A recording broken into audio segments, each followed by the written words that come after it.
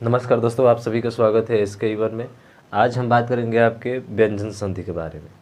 तो व्यंजन संधि से पहले जो हमने स्वर संधि पढ़ लिया था उसके प्रकार भी पढ़ लिए थे।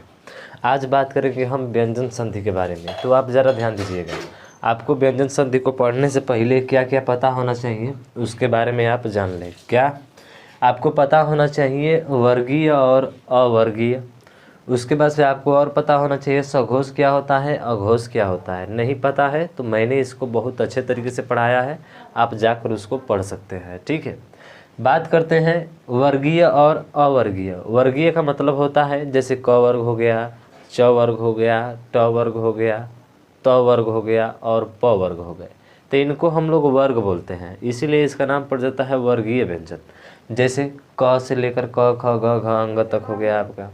च वर्ग में च छ हो जाएगा, ट वर्ग में ट ठ, त वर्ग में त थ, प वर्ग में प फ। ये वर्गीय व्यंजन है। तो यहाँ से यहाँ तक जो देखते हैं वो आपका कौन सा व्यंजन है मेरे भाई? तो यहाँ से यहाँ तक पूरा जो है आपका वर्गीय व्यंजन है। और इधर आप देख रहे हैं, इधर जो देख रहे हैं ये आपका अवर्गीय है। क्या है? अवर्गीय है। ये आपका अवर्गीय व्यंजन है, इसको अवर्गीय व्यंजन हम लोग कहते हैं। तो अवर्गीय हो गया, अवर्गीय हो गया। उसके बाद से आपको जानना है अघोष, और अघोष के साथ साथ आप क्या जानेंगे? तो अघोष के साथ साथ आप सघोष भी जानेंगे। क्या जानेंगे? सघोष। तो ध्यान दीजिएगा अघोष क्या होता है। तो प्रत्येक वर्ग का पहला और दूसरा वर्ग तो 5 होते हैं, क च ट त प।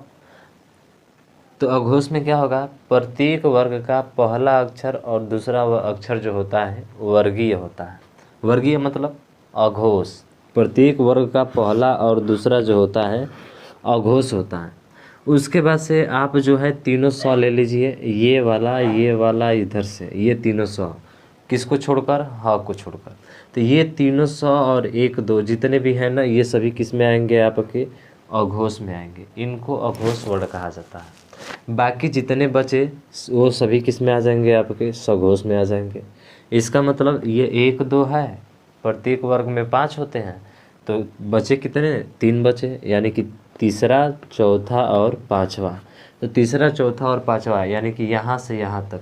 तो यहाँ से यहाँ तक जो होता है इसको क्या बोला जाता है? सघोष बोला जाता है। और इसी सघोष को हम लोग अघोष वर्ण, घोष वर्ण भी बोलते हैं। क्या बोलते हैं इसको? घोष वर्ण भी कहा जाता है इनको। ठीक है ना, घोष वर्ण भी कहा जाता है। तो तीसरा, चौथा, पांचवा सघोष होता है। और उसके बाद प्लस इसी में आ जाते हैं आपके सभी स्वर। क्या आ जाते हैं? सभी स्वर। तो सभी स्वर को भी हम लोग क्या कहा जाता है? तो सभी स्वर को भी हम लोग आपके सघोष में गिनती करते हैं।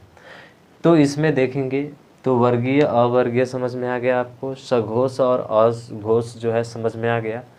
तो आप चलिए अब पहला नियम क्या कहता है इसका। तो पहला नियम ये कहता है कि जब कोई किसी वर्ग का पहला वर्ड, जब किसी वर्ग का पहला शब्द जो है, पहला अक्षर जो है, किसी वर्ग का पहला अक्षर जो है इसके साथ योग होता है जब किसी सघोष वर्ण के साथ। किसके साथ? तो जब किसी सघोष वर्ण के साथ, यानी प्रत्येक वर्ग का प्रथम व्यंजन, प्रत्येक वर्ग का प्रथम व्यंजन के साथ जब सघोष का हम लोग योग करते हैं तो पहले व्यंजन में क्या होता है? परिवर्तन होता है। उसी पहले वाले व्यंजन में परिवर्तन के नियम को ही कौन सी संधि कहते हैं? व्यंजन संधि कहते हैं। ऐसे तो व्यंजन संधि हमारा स्वर प्लस व्यंजन के मिलकर व्यंजन संधि होगा, व्यंजन प्लस व्यंजन से मिलकर व्यंजन संधि होगा, व्यंजन प्लस स्वर संधि से भी मिलकर क्या होगा? व्यंजन संधि होगा। लेकिन यहाँ पे देखिए, जब प्रत्येक वर्ग का प्रथम वर्ण और प्लस करके कोई सघोष वर्ण आता है तो उसके पहले वाले व्यंजन में परिवर्तन होता है और दूसरा वाला सेम वैसे ही रह जाता है। जैसे तो एक चीज़ और है, सघोष वर्ण तो आएंगे जितने भी हैं आपके, ठीक है, लेकिन एक कंडीशन ये होती है कि आपको छोड़ना पड़ता है 2। क्या? एक पंचम वर्ण, यानी कि प्रत्येक वर्ग का पंचम वर्ण को छोड़ दो, पंचम वर्ण, और उसके बाद से ह को छोड़कर। किसको? पंचम वर्ण और ह को छोड़कर। इन दोनों को छोड़कर अगर कोई भी वर्ण आता है तो आप जो है सीधा क्या करेंगे? पहले वाले व्यंजन में परिवर्तन कर देंगे और वही आपका क्या होगा? पहला इसका नियम हो जाएगा। जैसे हमने कहा कि हमने कहा कि, और ये ध्यान रखिएगा, तो इसके बराबर तो कुछ होगा कि नहीं होगा? हाँ होगा। जब किसी वर्ग का, प्रत्येक वर्ग का, यानी कि 5 वर्ग होते हैं, पांचों वर्ग में से अगर पहला व्यंजन आता है तो ये पहला व्यंजन आपका तीसरा में बदल जाता है। किस में बदलता है मेरे भाई? पहला जो है आपके तीसरा में बदल जाता है, और ये जैसा है एकदम वैसा ही रह जाता है। उसके वाले में कोई परिवर्तन हम लोग नहीं करते हैं। जैसे तो कोई भी वर्ण प्रत्येक वर्ग का, चाहे वो क आए, चाहे च वाले में च आए, ट वाले में ट आए, त वाले में त आए, प वाले में प आए, कोई भी किसी भी वर्ग का पहला अक्षर आता है तो वो जो होगा आपका किस में बदलेगा? तीसरे में बदलेगा, और जैसा पहले था वो वैसा ही रह जाएगा। अब देखिए, जैसे हमने लिखा यहाँ पे, हमने लिखा वाक, ये है आपका व्यंजन। तो जब भी व्यंजन के साथ स्वर का योग या स्वर के साथ व्यंजन का योग अथवा व्यंजन का योग व्यंजन से होता है, उसको व्यंजन संधि कहा जाता है। आपको देखना है यहाँ पे कि पहला जो है किस में बदलेगा? आपका तीसरे वाले में बदलेगा। जैसे हमने लिखा वाक और धन करके लिख दिया हमने ईस। क्या लिख दिया? ईस। तो हमने लिखा वाक धन ईस, तो आपको बताए थे कि जो धन से पहले होगा वो पहला, किसी भी वर्ग का पहला होगा। तो क वर्ग का ये क्या है? पहला वर्ण है ना, तो ये पहला किस में बदलेगा? तो आप कहेंगे सर ये पहला जो है ना ये तीसरे वाले में बदलेगा। तो आधा क है तो आधा ग होगा, आधा क है तो आधा क्या होगा? ग होगा, और ये जैसा वर्ण है वैसा ही रह जाएगा। लेकिन बात करते हैं कि क तो ग में बदल गया, क तो ग में क्या हो गया? बदल गया, लेकिन यहाँ पे ये बड़ी ई का मात्रा आ रहा है, और जब बड़ी का मात्रा इस ग में जुड़ेगा तो ग क्या हो जाएगा? पूरा हो जाएगा, और बड़ी का मात्रा लग जाएगा।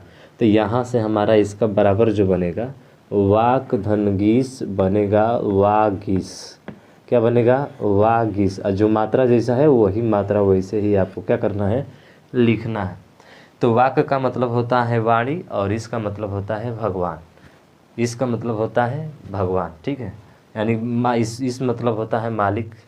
तो जो वाणी का जो मालिक होता है, जो वाणी का मालिक होता है, उसी को वागीस कहा जाता है, वही आपका वागीस होता है, ठीक है ना। तो क्या आपको चीज़ें समझ में आई? चीज़ें समझ में आई ना। जैसे मैंने कहा वाक धन देवी, तो हमने कहा वाक धन देवी, तो ये तो हो गया आपके वाणी के मालिक जो ईश्वर होते हैं, वाणी के जो मालिक होते हैं उसको वागीस कहा जाता है। ये वाक धन देवी यानी कि वाणी की देवी, अर्थात कौन? सरस्वती, जो हमें ज्ञान देती है, ठीक है। तो वाक का मतलब वाणी, और देवी का मतलब देवी। हमारे वाणी की जो देवी होती हैं उसको क्या बोला जाता है? सरस्वती कहते हैं हम लोग, ठीक है, सरस्वती। तो वाक धन देवी, फिर वही काम सर, ये क वाला जो है, ये क वाला किस में बदलेगा? आधा ग में बदलेगा। किस में बदलेगा? आधा ग में बदलेगा, ठीक है ना। किस में बदलेगा? आपका आधा ग में बदलेगा। तो वाक धन देवी क्या बन जाएगा? तो आप कहेंगे सर वाग देवी, आधा ग हो जाएगा, ये बन जाएगा वाग देवी। ये आपके बन गए संधि। तो मुझे आशा है कि ये चीज़ें आपको पहले नियम में परिवर्तन आपको समझ में आ गया है, ठीक है। अगर आपको ये चीज़ें समझ में आ गया है तो आप जो है बड़ी आसानी तरीके से इसको कर सकते हैं मेरे भाई, ठीक है, बहुत आसानी तरीके से कर सकते हैं, इसमें कोई दिक्कत नहीं होना चाहिए। ख़ास तौर से मैं पढ़ाऊँ तो उसमें एकदम में नहीं, ठीक है ना। अगर दिक्कत होता है तो आप मुझसे बेहिचक पूछ सकते हैं, इसमें कोई दिक्कत नहीं है। तो क्या मैं आपको एग्जाम्पल दूंगा तो आप हल कर लेंगे? ठीक है, तो आप एग्जाम्पल दे रहा हूँ, आप उसको नोट करके जो है बताएंगे कि उसमें कौन सी संधि आपकी होगी, ठीक है, कौन सी संधि आपकी होगी। या फिर संधि तो बता ही दिया हमने, आपको बताना है उसको जो है संधि के रूप में देंगे आपका विच्छेद के रूप में, और उसकी संधि आपको वहाँ पे बनाना है। जैसे मैंने कहा वाक धन दान, ठीक है, हमने क्या कहा? वाक धन दान, वाक धन दान। अब बताइए क्या बनेगा आपका? तो आप कहेंगे सर वाक धन दान का मतलब हमारा क्या बने जाएगा? तो ये रहेगा वा का वा रहेगा। देखिए यहाँ पे मात्रा इससे पहले कोई नहीं था, इसीलिए ग आधा यहाँ पे लिखे, अगर मात्रा रहता तो ग पूरा हो जाता और वो मात्रा उस पर लग जाती। इसका विशेष आपको ध्यान होना चाहिए संधि विच्छेद में, ठीक है। हाँ, तो ये हुआ। अब देखिए आधा क है और इसके पहले तो मात्रा नहीं है, द के पहले नहीं है ना, तो इसलिए ये आपका क्या हो जाएगा, आधा ग हो जाएगा और दान है तो दान हो जाएगा। वाक दान, जो अपने वाणी को क्या कर दे, दान कर दे, समझ रहे हो ना, इसी को वाक दान बोला जाता है। वाक का मतलब वाणी, दान का मतलब दान, वाक का दान वागदान कहलाता है हमारा। तो मुझे आशा है कि ये चीज़ें आपको समझ में आई होगी। इस पर भी एग्जाम्पल हम लोग हल करेंगे, लेकिन आज के लिए बस इतना ही। अगर आपको ये वीडियो अच्छा लगा हो तो आप भाई इसको थोड़ा ज़्यादा से ज़्यादा शेयर कीजिएगा, ताकि मेरा भी भला हो सके, आपका भी भला हो सके। तो आज के लिए बस इतना ही। जय हिंद, जय भारत।